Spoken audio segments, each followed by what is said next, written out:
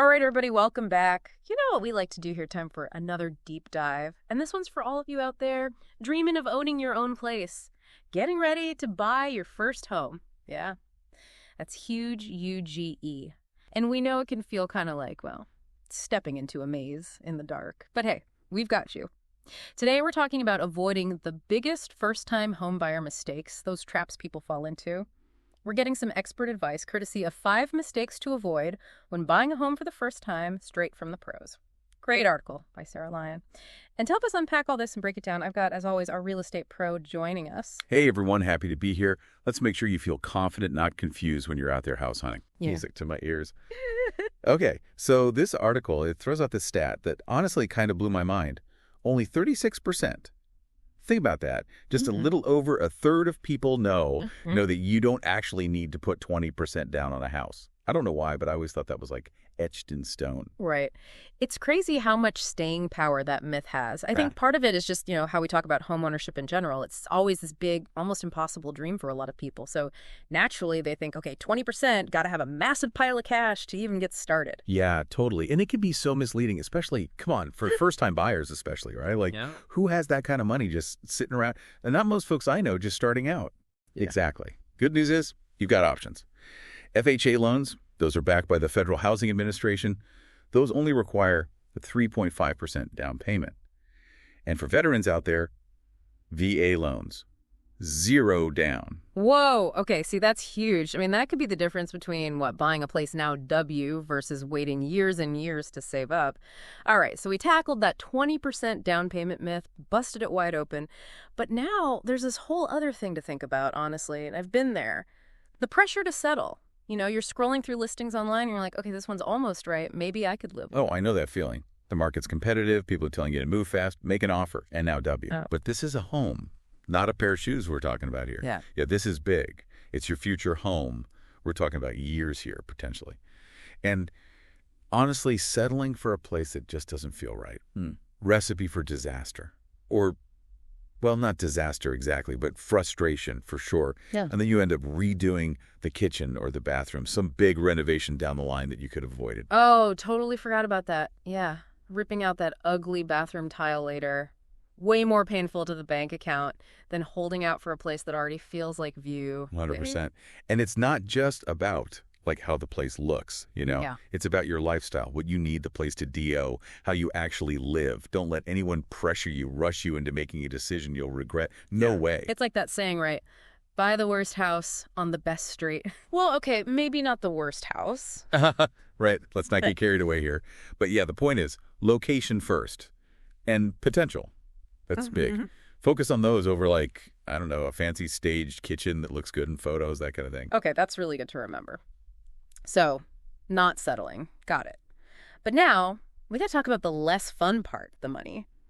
This article, really smart, it reminds us that there is so much more to the financial side of buying a house than just the down payment. Like, duh, obvious once you say it out loud, but easy to forget. For sure. It's the biggest thing. People get stuck on that down payment number, but honestly, it's just the tip of the iceberg. You've got closing costs, for one. Right. Then there's property taxes, homeowners insurance. It adds up fast.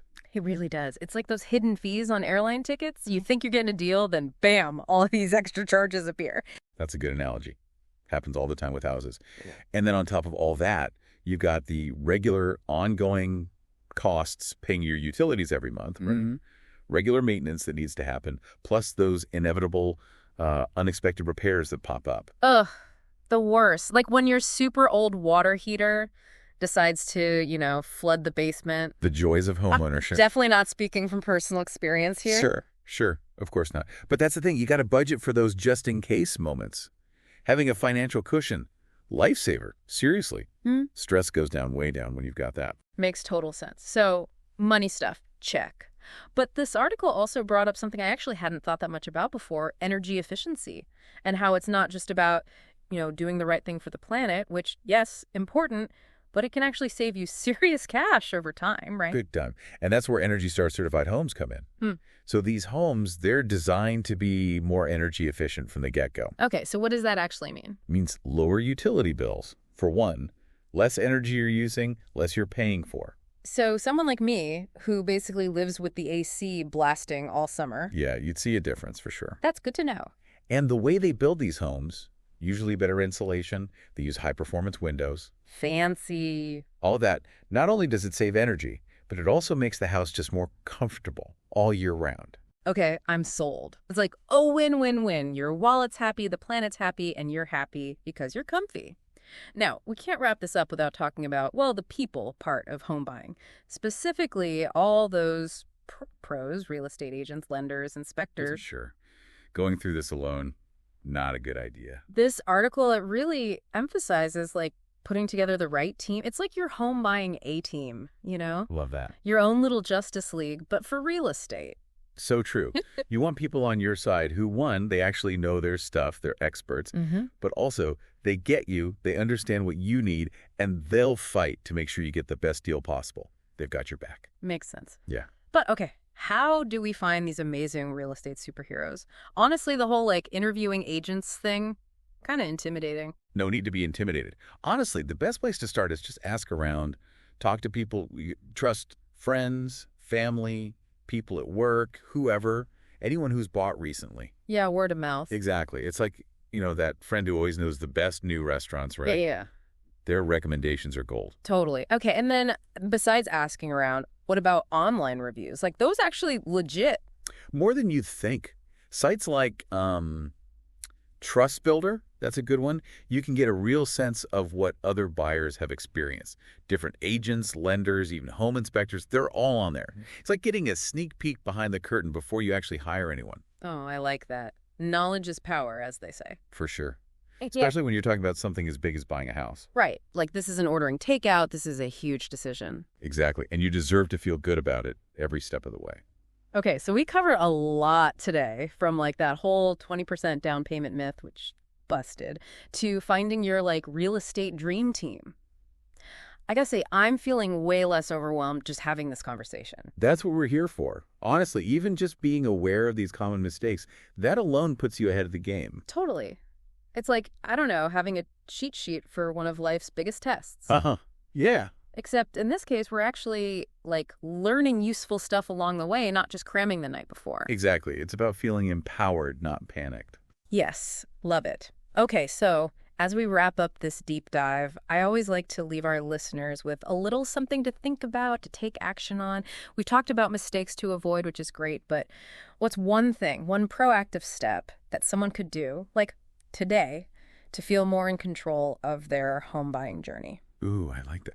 Instead of getting lost in like the endless scroll of online listings. So easy to do. Right. It's overwhelming. So before you even do that, I'd say take some time to really define what matters most to you. And not just in a house, but in a neighborhood too.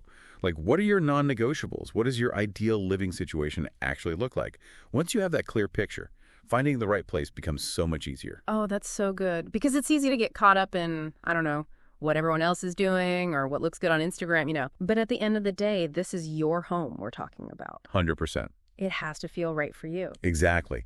It's got to align with your values, your vision for the future, big picture stuff. I love that. Such a good note to end on.